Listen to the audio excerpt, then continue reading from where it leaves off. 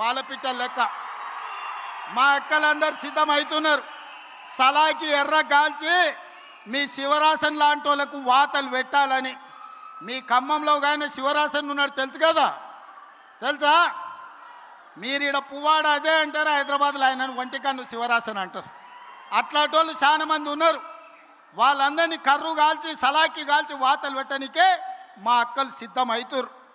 నేను ఒక్కటే చెప్పదలుచుకున్నా, ఆనాటి ప్రభుత్వం చంద్రశేఖరరావు మొదలుపెట్టిన పథకాలు షాదీ ముబారక్, కళ్యాణ లక్ష్మి, రైతు భరోసా, లేకపోతే ఏ పథకమైనా ఈ ప్రభుత్వం రద్దు చేసిందా మీరు ఒక్కసారి ఆలోచన చేయండి.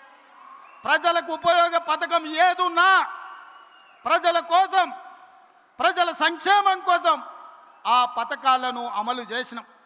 ఆయన రైతు బంధు అంటే సంవత్సరానికి 10,000 అంటే, మీ తుమ్మల గారు బట్టి గారు రైతు భరోసా పేరు మీద 2,000 పెంచి సంవత్సరానికి 12,000, 30 నెలల 36,135 కోట్ల రూపాయలు రైతు భరోసా పథకాన్ని కొనసాగిస్తలేమా?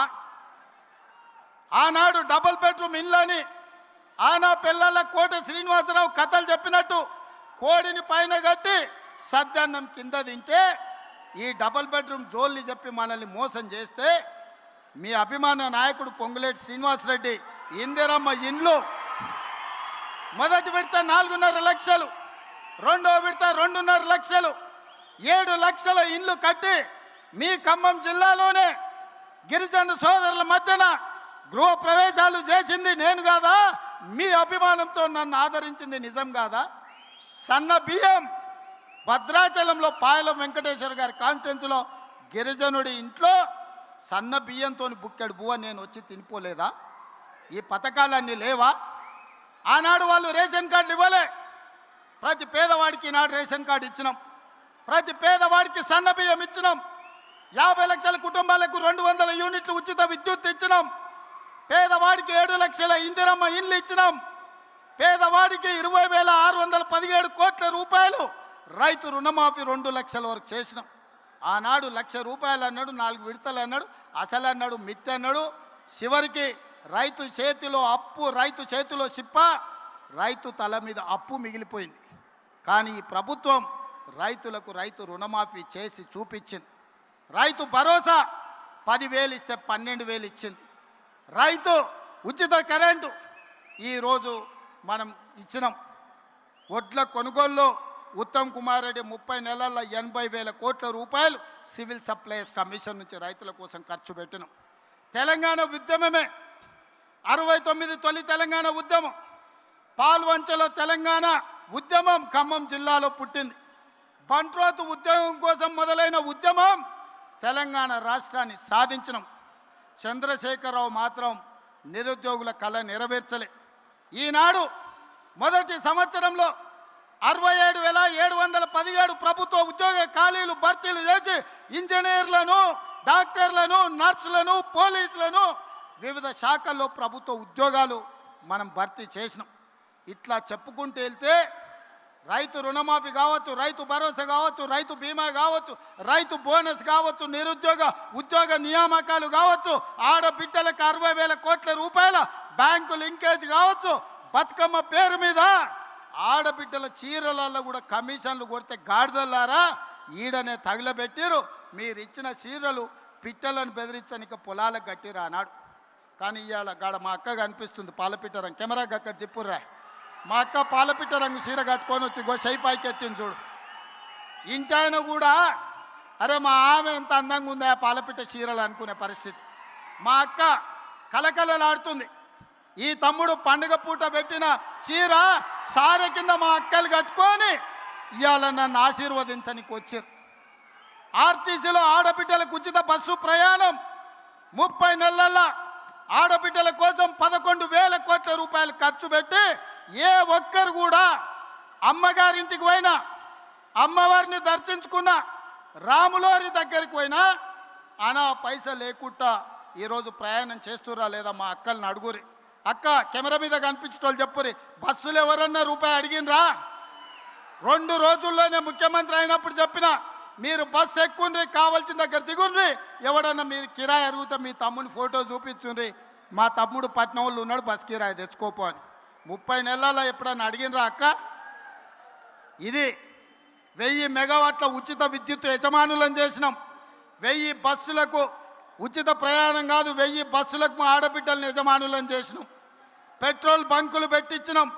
శిల్పారామం దగ్గర 1000 కోట్లతోని మా ఆడబిడ్డలకు స్థలం ఇచ్చి వాళ్ళ ఉత్పత్తులను అమ్ముకునేటట్టు చేసినాం. ఇవన్నీ 8,21,000 కోట్ల రూపాయల అప్పులో రాష్ట్రాన్ని మాకు అప్పగిస్తే, అప్పుల ఊబిలో కూరుకుపోయిన రాష్ట్రాన్ని ఒడుపుగా జాగ్రత్తగా తెలవకపోయినా తెలుసుకొని సమయస్ఫూర్తితోని రాష్ట్రాన్ని నడిపించి ఆనాటి ప్రభుత్వం ఇచ్చిన పథకాలే కాదు, ఈనాడు ఈ అన్ని అదనంగా పథకాలను అమలు చేస్తున్నాం. ఇన్ని చేసినందుక మేము ఓడిపోవాలని నేను అడుగుతున్నా. ఇన్ని పనులు చేసినందుక సర్వేలల్లో మీకు అనుకూలంగా ఉందా? నేను అడగదలుచుకున్నా. సన్న బియ్యం తిన్నోళ్ళు, ఇందిరమ్మ ఇల్లు వచ్చినోళ్ళు, ఉచిత కరెంట్ వచ్చినోళ్ళు, సిలిండర్ 500లకు వచ్చినోళ్ళు, ఆర్టీసీలో ప్రయాణం చేసిన మా ఆడబిడ్డలు, ఉద్యోగాలు వచ్చిన మా నిరుద్యోగ యువకులు ఈనాడు మాకు ఓట్లేస్తే బీఆర్ఎస్కు డిపాజిట్లు కూడా తగ్గవు, ప్రతిపక్ష హోదా కూడా రాదు. అవునా? అవునా? అవునా? 20 తారీఖు పైన నేను ఢిల్లీకి వెళ్తున్నా. మల్లికార్జున్ ఖర్గే రాహుల్ గాంధీ గారిని కలుస్తున్నా. రాహుల్ గాంధీ గారిని ప్రధానమంత్రిని చేస్తాం. 26 పార్లమెంట్లు సీట్లలో 20 సీట్లు తెలంగాణ నుంచి మేము అందిస్తామని నేను చెప్పదలుచుకున్నా. మీ అందరు ఆమోదిస్తున్నారా? రాహుల్ గాంధీని ప్రధానమంత్రిని చేద్దామా? రాబోయే ఎన్నికల్లో 26 పార్లమెంట్లో 20 సీట్లు తగ్గకుండా తెలంగాణ నుంచి ఎంపీలను గెలిపిద్దామా? గెలిపిద్దామా? గెలిపిద్దామా? గెలిపిద్దామా? 20 ఎంపీలను గెలిపిద్దామా? 117 ఎమ్మెల్యేలను గెలిపిద్దామా? గెలిపిద్దామా? గెలిపిద్దామా? సిద్ధమేనా? సిద్ధమేనా? సిద్ధమేనా? సిద్ధమేనా? సిద్ధమన్నోళ్ళందరూ చేయి పైకెత్తండి. జై కాంగ్రెస్! జై కాంగ్రెస్! నేను ఒక నినాదం ఇస్తా, మీరు కోరస్ వాడాలి నాతో పాటు.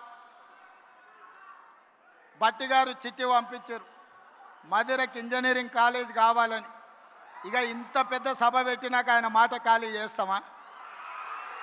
ఆయన అడిగింది ఏం లేదు, కాలేజ్ మా పిల్లల చదువుల కోసం, మా దళితుల గిరిజనులు పేదోళ్ళ పిల్లలను ఇంజనీర్లు చేయాలని మా మిత్రుడు తాపత్రయపడుతున్నాడు.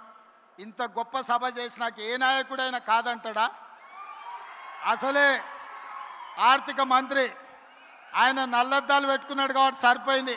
ఆయన కన్నెర్రగిన చేస్తే బీఆర్ఎస్ భస్మం అయిపోతుంది. సో మా భట్టి గారు అడిగినట్టు మధురకి ఇంజనీరింగ్ కాలేజ్ ఇస్తున్నాం. మీడియా మిత్రులారా ప్రత్యేకంగా రాయండి. చివరగా నా స్లోగన్, నేను ఔరేక్ బార్ అంటే మీరు కాంగ్రెస్ సర్కార్ అనాలి. సరేనా? సరేనా? సరేనా? ఔరేక్ బార్! ఔరేక్ బార్! ఔరేక్ బార్! ఔరేక్ బార్! ఔరేక్ బార్! ఔరేక్ బార్! ఔరేక్ బార్! గో వెనకాల వీళ్ళు అంటలేరు, వీళ్ళని కూడా అనిపించరా? ఔరేక్ బార్! ఔరేక్ బార్! కాంగ్రెస్ సర్కార్! కాంగ్రెస్ సర్కార్! కాంగ్రెస్ సర్కార్! ఔరేక్ బార్!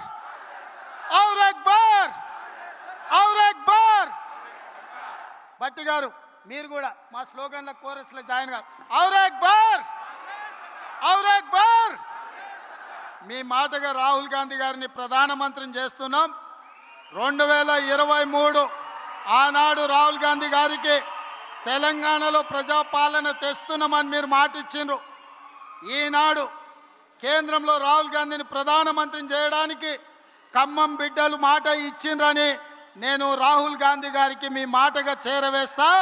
రాహుల్ గాంధీ గారిని మళ్ళీ మీ దగ్గరికి తీసుకొస్తా. గొప్ప సభ చేసి రాహుల్ గాంధీ గారిని నిండు మనసుతో మీరు ఆశీర్వదించాల్సిందిగా కోరుకుంటూ మీ అందరి దగ్గర సెలవు తీసుకుంటున్నా.